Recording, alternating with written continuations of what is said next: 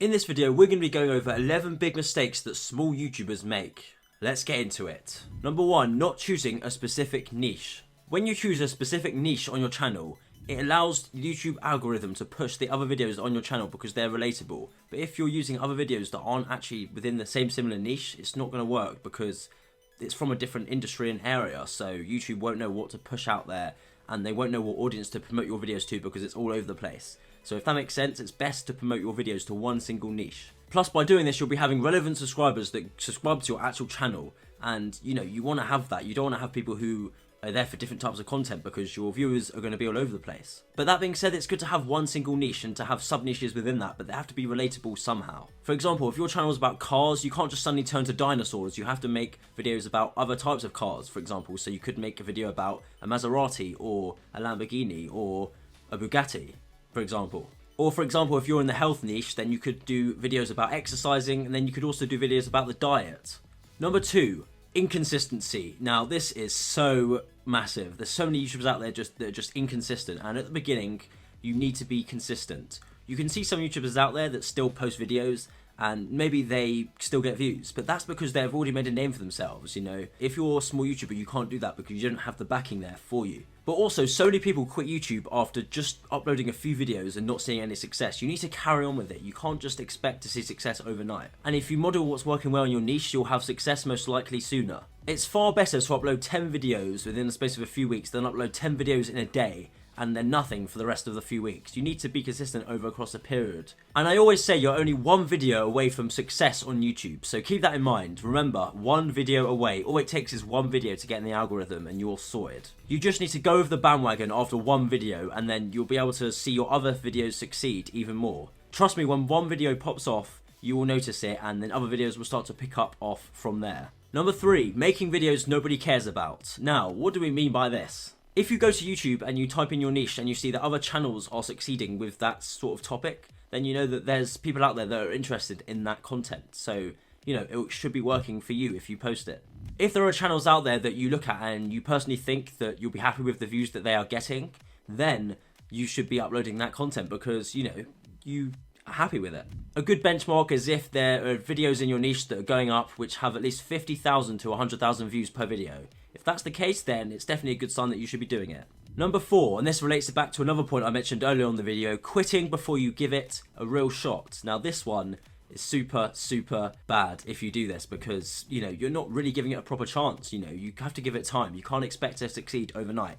That isn't how YouTube works. For example, Mr. Beast literally has over 100 million, can we just 100 million subscribers? He has 100 million, not 100,000, 100 million. And he uploaded over 1,000 videos before seeing any success, so, you can definitely do that. The question shouldn't be, should you quit YouTube entirely? It should be, should you quit that type of content that you're doing? Because if it's an evergreen niche, meaning that the views can carry on for many, many years without it being a seasonal topic, then you should be able to easily produce videos and get views on them. Tons of channels out there can still succeed by changing up their style of videos or the length or different things on their channel, and then they seek success. You don't have to just stop completely. You just need to try different things. If you've uploaded at least like 30 to 50 to 80 videos, that sort of range, and you aren't seeing any traction, then I wouldn't say change the niche, especially if it's doing well on other channels, but try different types of content within that niche. And sometimes you need to be honest with yourself. You need to look at the videos on your channel and see how does that compare with the videos that get the most views in my niche, and see how you can actually improve it in terms of the script, editing, voiceover, or anything like that. You need to be able to really evaluate yourself and be harsh on it. Be harsh on it and look at it and be like, can I improve this? Can I improve that? Because that's the only way you'll be able to improve your channel growth. You have to pretty much model what's already worked out there and see if you can improve on things that you haven't really focused on so far. Number 5, not looking at analytics. Now, once you've uploaded 33 videos, this is when you need to look at your analytics and evaluate, because that is the next step. Look at your top viewed videos and see the audience retention graph and see where they dropped off. And then you'll be able to know what to improve when you produce other pieces of content. Once you find out where someone's dropping off, just never do that ever again, where they've dropped off, because then you have actual data to take it from. So if you see someone's dropped off at a certain point, maybe it's during an intro, maybe it's during a certain point that you always do in your videos, you need to be able to change the type of content that you're doing within what's happening in your audience retention graph. Whenever the audience retention graph shows that the audience have actually stopped watching, that's what you need to change. So follow that. So please make sure you look at analytics. That is super, super important. Number 6, bad titles. This one is very important. But how can you tell if a title is bad? I recommend looking at other channels in your niche that have done really well and kind of model what titles have done well. But that doesn't mean copy it word for word. You have to make up your own sort of title within it, but change up something and make a twist on it. If you notice that a word within your niche is doing well, then maybe put that in your title or that sort of thing. Basically, you've got to try and model what the other top channels have already succeeded with.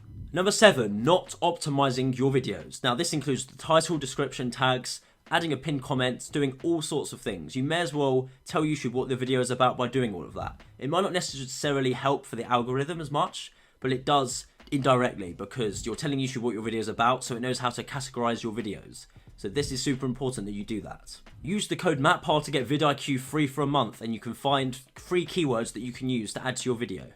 Number 8, bad intros. Do you want to know what the best intro is? Well, oftentimes it's videos with no intro at all. If you don't have an intro, you're literally winning because people are going to carry on watching your video because you want the content to be relatable to the title and thumbnail. So if you just longing out the intro, people are just going to click off and not be interested. One type of intro you can add is a hook intro though, because it entices the viewer to carry on watching. So if you add the best part of the video at the beginning, then you cut it off before something happens, it'll make the viewer enticed to try and watch more, and your attention will increase because of that. But don't just add anything. If in doubt, just add no intro at all. Just get straight into the video, get straight to the point, otherwise your retention will suffer. Look at other top videos within your niche and you'll see exactly what type of hook intros they use. But if none of them really use it, then you don't necessarily need to use it, but you might be able to test it out with a few videos, see if the retention changes. If it makes it worse, then you know not to use it. But if it improves it, then you have something there to use. Number 9, sub for sub. Now this one is terrible. Do not do this because you don't want people subscribing to your channel that wouldn't watch your videos. This is just so important to not do. Because at first it might seem like the best thing to do because you just want to get as many subscribers as possible. But believe me, you don't want to do this. This is going to harm your channel terribly. And you might be asking, why is that harmful for my channel? I don't get it. A subscriber is a subscriber, isn't it? Right? A subscriber, I just need the numbers, really, don't I?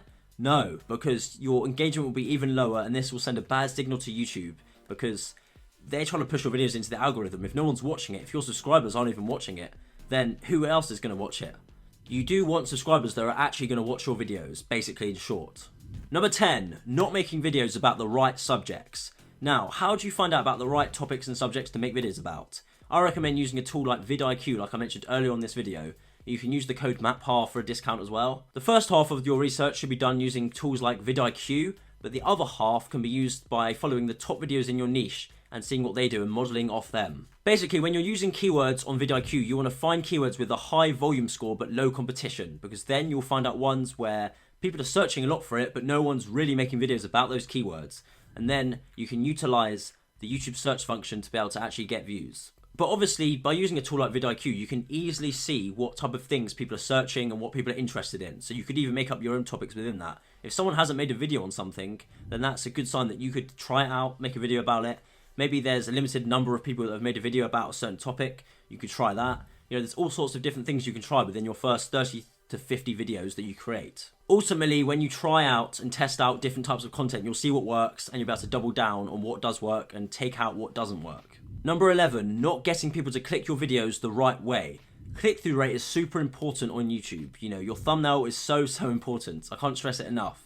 If your thumbnail doesn't relate back to your content or title, it's not going to work. But at the same time, you need to make a thumbnail that's clickbait, but not too clickbait that people are going to get annoyed.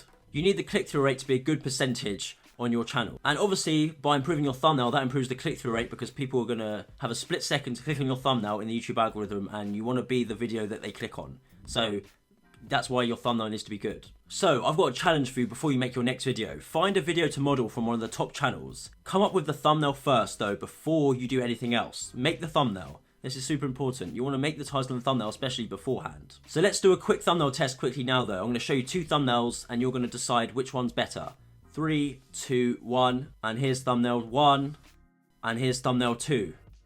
I know they weren't shown for very long, but you know in your head which one instinctively you want to click on. Thumbnail number 1 got over 250,000 views within the first month, but thumbnail number 2 only got 700 views in the first 6 months, so you know which one performed better. And the thumbnail definitely played a big factor in the performance of these videos. But you might be wondering, what makes thumbnail 1 better than thumbnail 2? Well, the primary elements are kept to a minimum, and the text is big and easy to read. Whilst thumbnail 2 takes a second to understand, you've really got to look at it and think, what is this video about? But thumbnail number 1 you can easily understand within the first second or two. For example, when you search top 10 tech on YouTube, look at the thumbnails that come up. You can easily see that the thumbnails are really highly clickable. The thumbnails are simple and easy to read, and you just know what the video is about because it relates back to the title all the time. So make sure that you model thumbnails in your niche that already work.